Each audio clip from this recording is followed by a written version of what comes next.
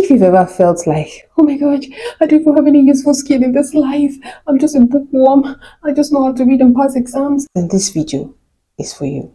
If you're in the category that I mentioned earlier, where you feel like you need another course or you need a new skill for you to apply for a job, for you to start your career, for you to even start a business, then sit, let's uncover the rot.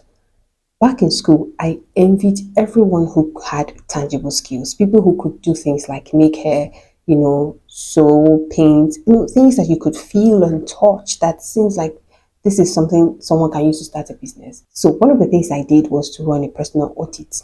When I mean personal audit, you need to sit with yourself and ask yourself, what exactly is it that I'm good at? What are the experiences that I've had in life? What do they translate to?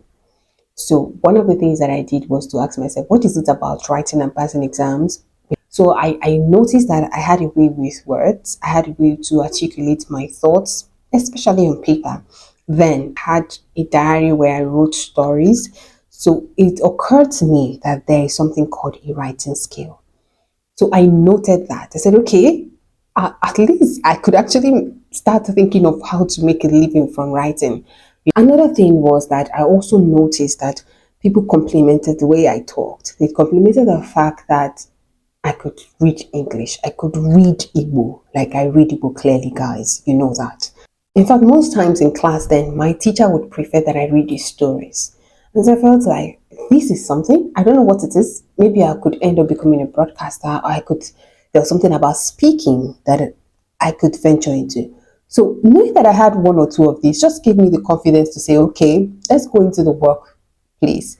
Let's begin to look for areas where we can apply these skills that I have. I was now looking for what are the problems that I could solve with these skills that I have.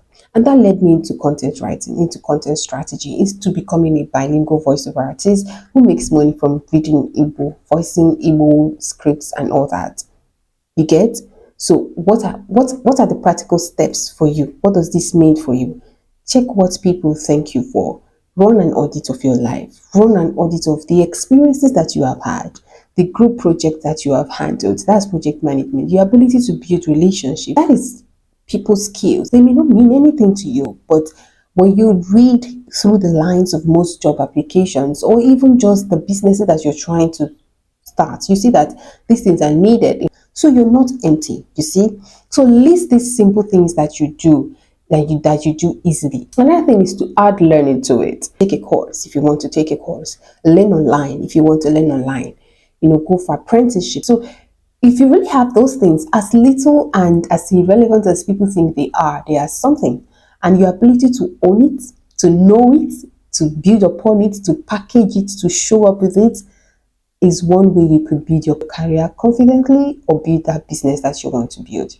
So let this my story be an inspiration, and let these tips and steps be, a guide to you on how you can build or start something from where you are and with what you have.